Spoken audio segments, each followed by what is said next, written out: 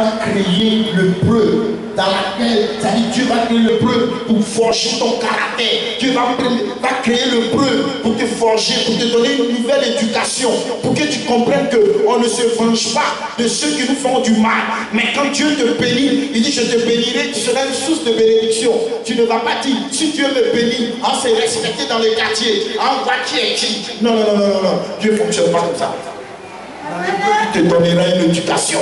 Tant que tu es dans le problème et que tes pensées sont noires, comme habit ou bien comme charbon, pour dire c'est quand Dieu va me bénir là. Ceux-là vont savoir qui prie le vrai Dieu. Non, non, non, Dieu ne fait pas. Il ne va même pas te donner pour que tu voies, pour que tu puisses faire du mal aux autres. Toi, mais tout ce qu'on va dire, toi-même, tu ne vas pas voir. Si Dieu me bénit, là, on voit. Sinon, on voit qui est qui. Tout ce qu'on va dire, toi-même, tu ne vas pas voir. Dieu te bénit pour que la gloire lui revienne.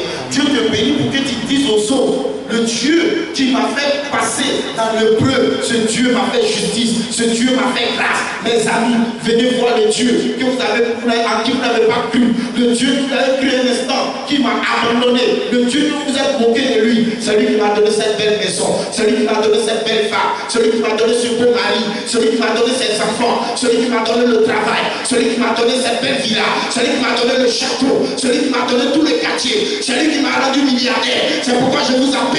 Venez à lui, car lui-même il dit, venez à moi, vous tous qui êtes fatigués et chargés, je vous donnerai du repos. Dans son repos, il y a le preuve. Dans son repos, il y a la grâce. Dans son repos, il y a la visitation. Dans son repos, il y a le sabbat. Donc touche ton voisin là. Maintenant, troisième point. C'est ce que tout le monde connaît là. Derrière ton problème aussi, comme nous sommes en Afrique, il y a la sorcellerie. Il y a Satan lui-même, il y a ses démons, il y a le monde mystique, il y a le monde des ténèbres, tout ça là c'est même Satan là. Il y a tous ces démons là. Par exemple, quand vous prenez Sauf, de quoi chapitre 10, vous allez voir à partir du verset 8, on dit ils se tiennent en embuscade. Tu peux me dire ça, papa? Le méchant, dans son orgueil, oui. Ils sont victimes des trames qu'il a conçues. Car le méchant se glorifie de sa convoitise. Oui. Et le ravisseur outrage. Le ravisseur fait quoi? Outrage. Juste ton voisin dit le ravisseur et le ravisseur outrage. Vas-y papa. Méprise l'éternel. Il méprise, oui. Le méchant dit avec arrogance. Avec arrogance. Oui. Il ne punit pas. Il ne punit pas, Dieu ne voit pas. Oui. Il n'y a point de Dieu. Voilà toutes ses pensées. Oui. Ses voies réussissent en tout temps. Chaque jour il réussit. Nous on est là aussi comment? Oui. Tes jugements sont trop élevés pour la terre. Oui. Il suit. Il souffre contre tous ses adversaires. Ici on verset 8 rapidement. Il se tient en embuscade. Il se tient en embuscade, où ça? Près des villages. Près des villages. Il assassine. Il assassine. Dans ces lieux écartés. Dans ces lieux écartés. Ses yeux épient le malheureux. Ses yeux épient le malheureux. Il est aux aguets. Il est aux aguets dans sa coin. Oui. Comme le lion dans sa tanière. Il est aux aguets pour surprendre le malheureux. Il est aux aguets pour surprendre le malheureux. Ça, c'est le diable qu'on présente comme ça. C'est le malin qu'on présente comme ça. Il est aux aguets, il est près des villages. Il est prêt à surprendre. Il est comme un lion dans sa tanière. Il est méchant. Donc, derrière ton problème, derrière ton manque, si tu veux ton manque d'enfant, peut-être derrière même ton manque de travail, le diable peut se cacher, la sorcellerie peut se cacher, les démons peuvent se cacher, des esprits peuvent se cacher, derrière ton insuffisance financière peut se cacher le diable, peut se cacher la sorcellerie. Mais avant toute chose, il faut savoir qu'il y a toi-même qui est le problème, après il y a Dieu qui vient comme le preuve, et après Dieu, il y a aussi le diable qui viennent maintenant pour venir t'attaquer. Et dans les attaques, quand on invoque le nom du Seigneur Jésus-Christ, les attaques sont dispersées. C'est alors qu'on peut dire, toute âme forgée contre moi sera sans effet. Toute langue qui se lèvera contre moi, je la condamnerai en justice. C'est alors que je peux dire aussi, ils me feront la guerre, mais ils ne vaincront pas. Ils seront confus de n'avoir pas réussi les plans contre ma vie. Car si je vis, ce n'est plus moi qui vis, c'est Christ qui vit à moi. Et si Christ vit à moi, il vient à moi pour faire les exploits. Il vient à moi pour faire pas les échecs. Il ne vient pas à moi pour que je souffre, mais il vient à moi pour ramasser la forteresse. Il vient à moi pour glorifier son nom. Il vient à moi pour montrer au diable qui s'est trompé l'adversaire. Car Dieu m'a forgé. Et dans l'épreuve, je suis sorti victorieux. Alors les jeunes Satan ne pourront rien contre moi. Si tu ne sors pas de l'épreuve, si le diable t'attaque, tu vas fuir. Mais quand quelqu'un sort de l'épreuve, il n'a pas peur de quelque chose. David est sorti de l'épreuve, il a été gagnant dans la forêt. Quand il a vu Goliath, il dit, Dieu m'a fait passer par l'épreuve. Goliath n'est pas un problème pour moi.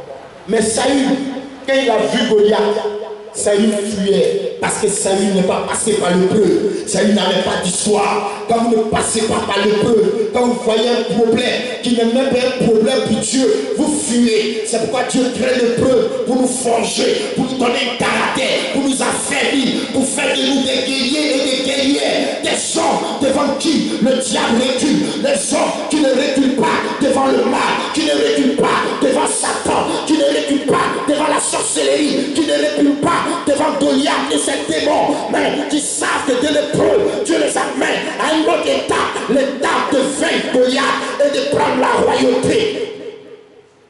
Touche ton voisin, dit l'épreuve est une bénédiction. Quand tu sors de l'épreuve, le diable ne peut pas t'intimider. Quand tu viens, tu dis, je sais d'où je viens. J'ai une histoire. Dieu est avec moi. Car j'ai tué le lion et j'ai tué l'ours. Alors Goliath ne peut pas m'effrayer. Mais tu n'as pas d'histoire. Tu ne triches pas. Tu as triché à l'école, quand ça n'a pas marché. Tu viens dans Dieu encore, tu viens tricher. Pasteur, on te donne jeune, tu ne jeûnes pas, tu viens donner ta vie au pasteur. Tu viens donner la... Il va bouffer, il va bouffer. Pasteur, tiens ça, mets ça sur toi. Dis à Dieu, n'a pas agi. Et toi-même, tu n'agis pas. Celui qui a son problème doit prendre son problème à 75%. Il ne faut pas aller te coucher à la maison et puis tu dis le pasteur au contrôle. Ton problème, c'est ton problème. Quand tu arrives à l'hôpital, le médecin dit tu es malade. Il dit, le médecin ne dit pas nous sommes malades. Il dit monsieur, vous êtes malade. Mon ami, tu es malade. Et donc si tu es malade, il faut prendre à cœur la maladie. Est-ce que quelqu'un me comprend? Est-ce que vous n'avez pas la vérité? Mais il y a vous dit la vérité ce matin, on a introduit. Tout ce qu'on m'a dit, c'est toi qui as le problème. Bon, un exemple simple. Quelqu'un m'a coupé son courant. Tu donnes l'obscurité. Papa, dis à Dieu, c'est pas normal. Un enfant de Dieu ne doit pas d'obscurité. Ça, on sait. Tu ne vas pas prier pour que Dieu intervienne. Tu dis non, le gars dit à papa, Dieu l'a fait. Papa, il doit dans la lumière. C'est pas de l'obscurité là. Non, ou bien tu bois quelqu'un et puis lundi, te mettre en prison. On dit bon. Après le but, à 7 mois ici, donc ici, prie ça à 23h, tu pries jusqu'à venir, et puis à 5h du matin, tu t'en à la maison. Donc on a dit ça net à midi, quand tu veux 14h, tu dis ton portable a sonné, que non, tu avais un rendez-vous avec un ami. Il va rien même te donner, mais tu es parti. Dès que tu arrives, tu as au moins quelques jus dans ta main, tu veux venir me trafiquer. Mon père! Ça c'est pour toi. Je vais prendre. Je vais prendre ça. J'ai bien droit de l'un côté pour te montrer. Mais tu n'as pas respecté ce qu'il a dit. L'obéissance vaut mieux que... Toi, tu es plus attaché au sacrifice, mais tu n'es pas obéissant. Donc il y a des gens juste qui ont un problème qui partent parce qu'ils sont plus dans les sacrifices, mais ils ne sont pas obéissants. Le monsieur voulait montrer à Dieu que Dieu aime trop offrande. Il dit, comme tu aimes beaucoup offrande, là, tout cas, regarder les bonnes. Dieu dit, Samuel dit, il y a une discipline. L'obéissance vaut mieux que les sacrifices. Aujourd'hui, Dieu te retire trop. Donc je vais éteindre mes pensées. Derrière votre problème, il y a qui d'abord? Tout son moyen, dit moi-même. Après toi, il y a qui?